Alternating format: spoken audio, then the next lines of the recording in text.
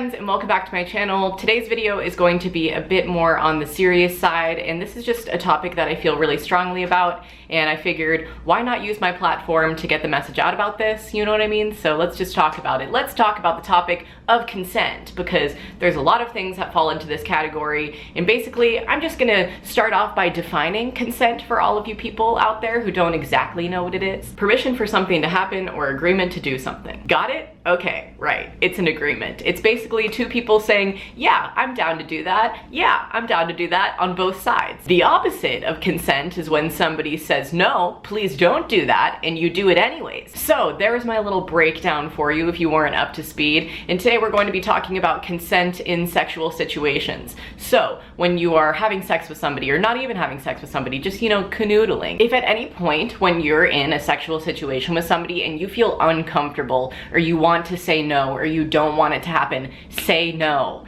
Tell them that you don't want it to happen. Because as a person and a human being, you have a right to your body and anybody who passes in or around it. You know what I mean? I really wanted to introduce this topic on my channel so that we can have kind of like this open discussion in the comments about consent, because I feel like at times people feel uncomfortable with voicing like their boundaries, but I feel like it's very, very important, especially for women, to voice what they want when it comes to when you're like getting down and dirty with somebody, because if somebody is pushing your boundaries and you feel too small to speak up and say, hey, I don't like that, or hey, I don't want to do that, then it could possibly move on to them pushing your boundaries so far that they're then sexually assaulting or then raping you. The last thing that I would want for any person, man or woman, is to be in a sexual situation where they feel like they can't speak up, or they feel like they're being taken advantage of and they can't say anything. I didn't want to get emotional in this video. Okay, this whole topic hits very, very close to home for me because about over a year ago, I want to say, I was sexually assaulted by one of my friends. He's not a friend anymore, but like at the time he was a mutual friend of mine, and I never thought that I would ever like put this on YouTube or like share this with you guys, just because it's like such a personal thing, and I've literally told like a handful of people in my life. I didn't even tell the girl who I was like with. Like the girl who was hanging out with me, with him. I never told her what happened because I was so ashamed that she would like look at me in a different light. And literally to this day, there's maybe 5 people who like actually know what happened because I chose to tell them, but I never told my parents. Why? I mean, because why would I tell my parents, It's like, they live across the country, what are they gonna do? It already happened. But I really just wanted to talk about this to say that you're not alone, and there's so many thousands of girls out there who are in the exact same position as you. And when I think back to like when it actually happened, I just think of what I would have given to have somebody just hold me and be like, it's okay, I know what you're going through. So if you're going through the same thing, or something has happened to you in the past or anything like that, I know that you still probably struggle with it to this day, as I do as well, still getting fucking emotional and choked up about it. It's like a triggering thing to talk about. Just know that you're not alone, and I feel you. And the saddest part about this is like, I know that there will be people out there watching this who are like, oh, well, what were you wearing? Were you drunk? Because that's a real thing that people ask victims when they speak up about sexual assault or rape or any of these things. And to answer that question, not only was I 100% sober, but I was also wearing a fucking sweatshirt. So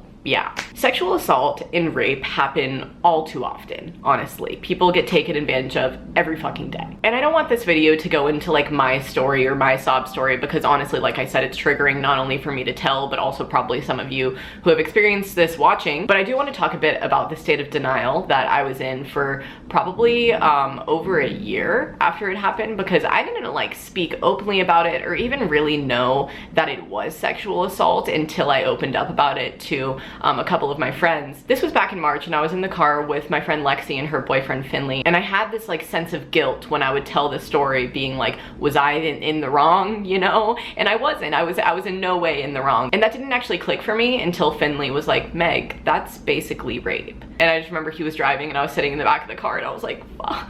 Because it's one thing when it happens to you, but it's another thing when you realize what it really, really was, and that you now fall into this like category of women who have been like victimized in that way. I'm sorry if the angle changed, my camera ran out of memory, shocker. But like I was saying, it's not even that I didn't want to like fall into this category of victims. It's more so that I didn't want to acknowledge it, and I didn't want to say that that's like that's what happened to me. And I'm 100% sure that there's so many other women out there who have faced the same exact situation that I did or something similar and not realized that it was sexual assault. Or maybe they just thought he was a bit aggressive, but like that's just how he is. And yeah, I get that some people out there are kinky in bed or whatever, and like that's a completely different thing. There's a difference between being kinky and being forceful. And if somebody is being forceful with you in bed, they're in the wrong and they're the offender. It's just very important for me to talk about this and let you guys know that my videos and, you know, the comment section I take as a very like safe and sacred place to me, and I hope that it feels the same way to you. And I just hope that whoever watching this knows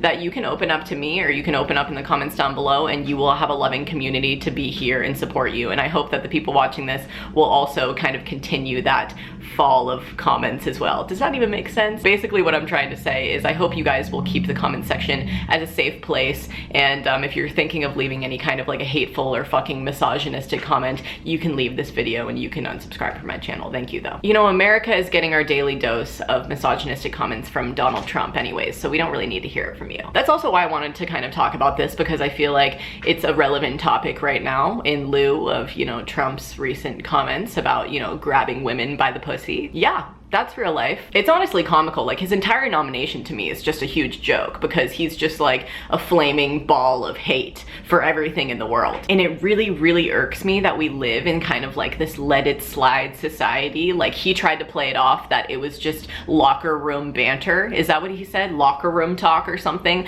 Like, normal people talk about humans in that way, so women specifically. Like, who the fuck are you? I don't care what level of fame you're at. It's literally, oh my gosh, this throws me back to a video that I made back in like the Sam Pepper assault days. It was called Fame is No Excuse to Be an Asshole, if you guys want to go and watch that. But basically I just remember saying, like, no matter how famous you are, it doesn't give you any right to like overtake a woman's body or think that you have the right to like manipulate her or be like, oh, you can't come forward because I'm famous, you can't say anything because I'm famous. At the end of the day, people like that will just go home and sit in their filth as a human and just know in their hearts what they did wrong. And that's why I also don't feel the need to like out my assaulter in this video, because he knows what he did and he's gonna live with that guilt for the rest of his life. And I hope that the guilt eats him alive. But I also hope that he learns how to properly love a woman, and I hope that he knows how to properly love himself. And I don't know if he'll ever actually see this video, but just for my peace of mind, I just hope that he, you know, gets his fucking shit together and realizes how much of a shithole he is. One other thing that I wanted to talk about in this video is that I watched a documentary last night on sexual assault and rape in colleges and on university campuses and that whole kind of a thing. It's on Netflix and it's called The Hunting Ground, and it literally just informed me on all of these things that I had no idea had happened. And it made me feel a lot less alone, but it also made me feel really, really angry, because when the aspect of rape is brought into a college campus and those people file reports against the rapists, or they go and they open up to somebody, which is first off a very, very hard thing for people to do, they're met with questions just, you know, attacking them, attacking the victim who is in no way in the wrong. They're like, oh, what were you wearing? Were you drunk? Like those classic comments. And it's like, no, in no way will that ever make sexual assault right. My camera's dying, so I'm gonna try to wrap this up quickly. But one thing that the documentary said that really, really hit home for me is it's very rarely, you know, the guy jumping out of the bushes to attack you or assault you or any of that kind of stuff. It's the guy at the party that you know that you're, you know, it's a friend of yours. Sometimes it's the last person that you think would ever do that to you, but at the end of the day, they still do that to you. So just be safe, be aware of your surroundings, be aware of your drinks. If you're in college and you're like drinking at a party, don't let some guy like go off and like bring you a drink back. Like, go with him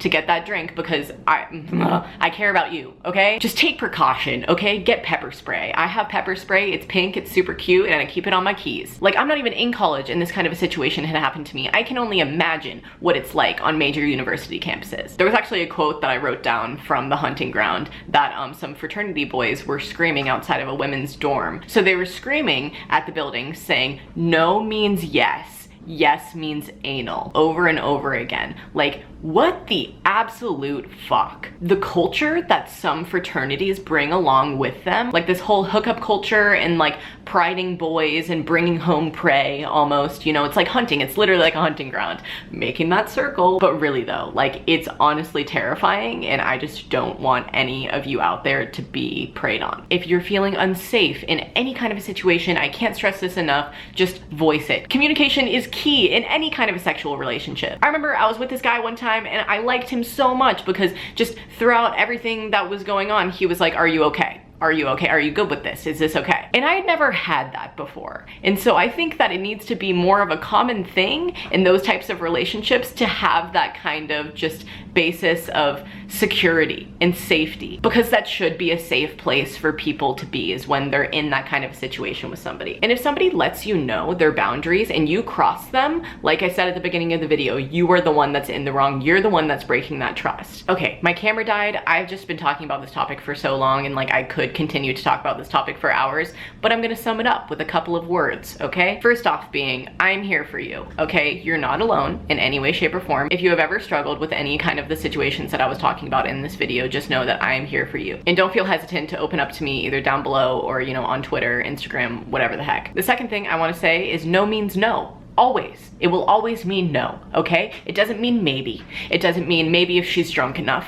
she'll say yes. It just means no. And then the third thing I wanna say is if you live in the United States, please, please, please, if you're old enough, register to vote and please participate in voting in this election. And shit, I mean, I'm not gonna tell you who to vote for, but I think it's kind of clear who I'm voting for because I've been dragging Donald Trump throughout this whole entire video. So that's my opinion, but you know, we're not about to get political here on my channel. So just, yeah, keep it clean in the comments down below. The lighting keeps changing on me, but just keep it supportive. I love you. Like I said, I am here for you. If I can't say that enough in this video, please be safe out there on this hunting ground of life. I love a nice metaphor, you know? If you enjoyed this video, please give it a big thumbs up for me. Subscribe if you are not already. I make videos like this all the time, every Wednesday to be exact. And yeah, I love you. I hope you have a great day or night whenever you're watching this, and I'll see you in my next one. Okay, stay smiling. Bye. And I somehow missed the meaning of love that is real, and it complements my scars that will never heal.